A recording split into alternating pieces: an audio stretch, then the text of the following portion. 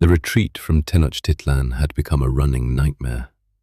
For days, the survivors under Hernán Cortés moved through hostile territory, battered by exhaustion, starvation, and relentless pursuit. Men staggered beneath untreated wounds, horses limped from injuries suffered during the desperate escape from the city. Tlascala and allies marched beside the Spaniards in grim silence, equally aware that survival now depended on enduring one more battle.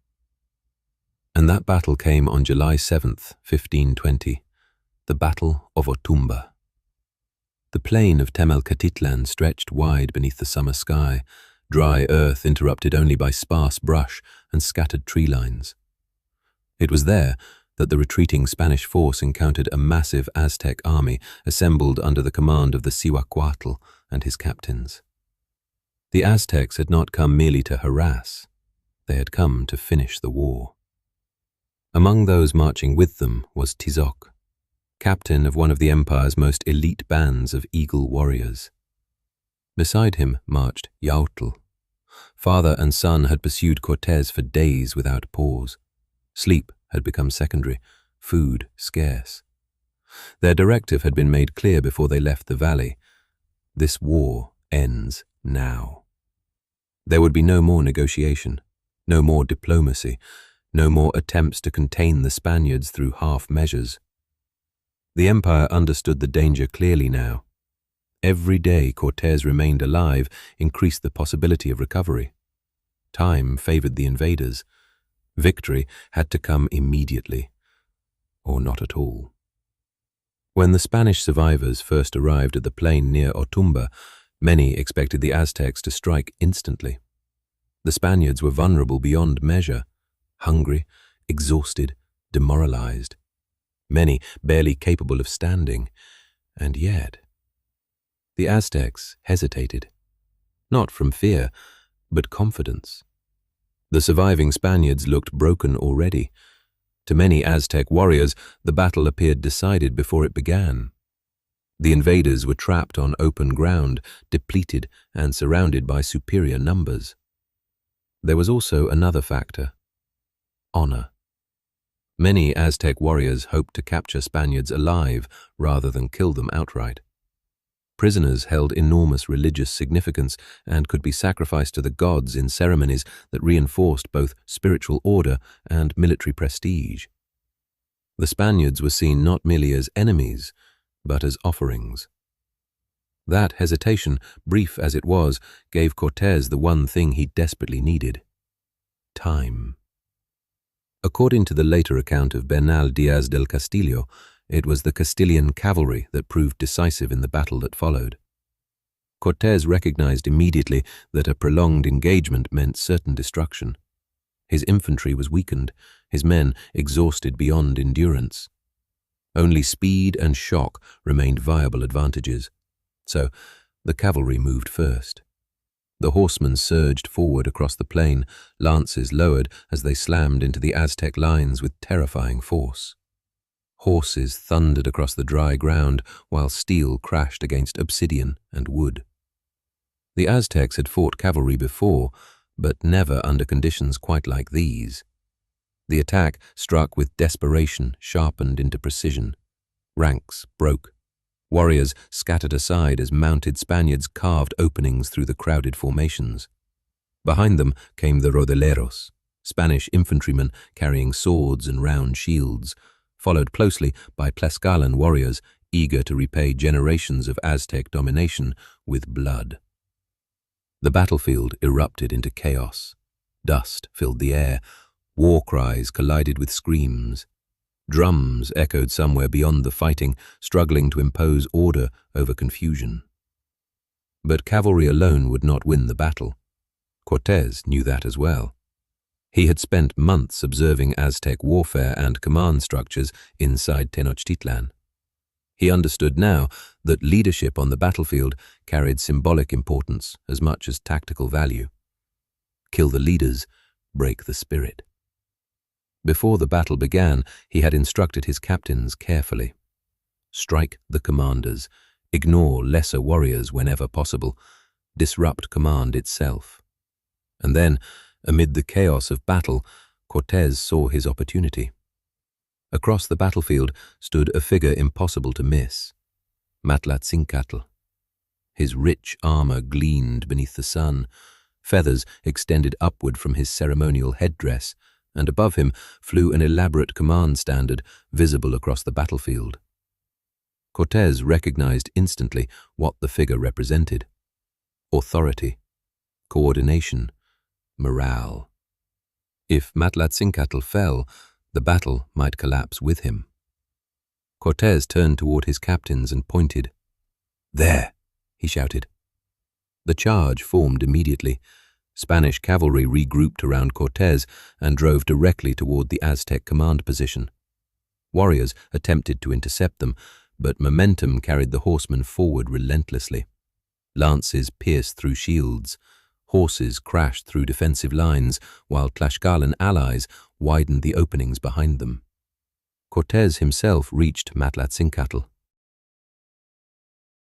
His lance struck hard into the high priest's body, tearing through armor and flesh alike. The surrounding captains broke formation trying to defend him, but the attack came too fast. Matlatzincatl fell from his position, mortally wounded. Within moments, he was dead. The command standard toppled beside him, and across the battlefield, the psychological effect spread instantly. Confusion overtook coordination. Orders stopped reaching the front lines. Momentum shifted. Not far from where Matlatzincatl fell, another Aztec captain fought desperately to reorganize resistance. Tizok. He had watched the Spanish cavalry carve through sections of the army with increasing concern. Their mobility allowed them to strike where formations weakened before retreating beyond immediate reach. If left unchecked, they would continue shattering cohesion. Tizok understood what needed to happen. They had to be surrounded, separated, crushed between converging forces. Gathering several elite eagle warriors around him, Tizok quickly began organizing a pincer maneuver against a cluster of Spanish cavalry operating slightly behind the main line. He issued orders rapidly, pointing positions, redirecting men, adapting to the constantly shifting battlefield. Yaotl stood nearby throughout it all, weapons bloodied, breathing hard, still fighting beside his father exactly as generations before them had done. Neither noticed the hidden Spaniard watching from the distant tree line. About 20 yards back, partially concealed behind brush and smoke, a Spanish arquebusier scanned the battlefield, searching for targets of importance. Then he saw Tizok's headdress, the markings, the armor, a captain, high-ranking. The arquebusier steadied himself carefully, waited, then fired. The musket blast cracked across the battlefield, louder than the surrounding chaos. Yaotl turned instantly, just in time to see the impact. The shot struck Tizok high in the torso, just beneath the neckline. The force staggered him backward violently. For one impossible moment, Tizok remained standing. Then blood erupted across his armor, and he collapsed. "Father!" Yaotl's voice vanished into the noise of battle as he lunged forward instinctively. But before reaching Tizok, he saw movement near the tree line. The shooter. Without hesitation, Yaotl charged. Rage overtook exhaustion completely. The Spanish soldier barely had time to reload before Yaotl reached him. The collision knocked the arquebusier backward into the dirt. Yaotl ripped the man's helmet free violently and brought his battle-axe down with brutal force. Once, twice, again, until the Spaniard stopped moving entirely. The entire exchange lasted less than 5 minutes. Then Yaotl turned back and saw his father lying motionless among the dust and blood. The battle still raged around them, but for Yaotl, the world narrowed completely. He dropped beside Tizok immediately. Blood soaked through the older warrior's armor with frightening speed. The wound was catastrophic. Yaotl knew it instantly, even before Tizok spoke. Several eagle warriors formed around them defensively while the fighting continued nearby. Some looked outward for threats. Others stared downward silently, already understanding what was happening. Yaotl gripped his father's hand tightly, as though holding harder might somehow keep him there. There has to be something, he started, but Tizok shook his head faintly. Even dying, his expression remained calm. You need not worry about me, Yaotl, he said weakly. Blood touched the corner of his mouth as he breathed. Life has been good to me. Yaotl lowered his head slightly, fighting to keep control of himself. Tizok continued slowly. I raised 2 of the finest warriors in all of Mesoamerica. A faint smile crossed his face. I lived long enough to see my grandson. His breathing grew shallower now. I have lived honorably. He squeezed Yaotl's hand weakly. I could not have asked for more. His eyes met his son's one final time. And neither should you. Yaotl could no longer stop the tears. They came despite every instinct within him, because this was no battlefield acquaintance, no distant commander. This was his father, the man who had shaped every part of his life, the man whose approval he had sought since childhood. Around them, warriors remained silent.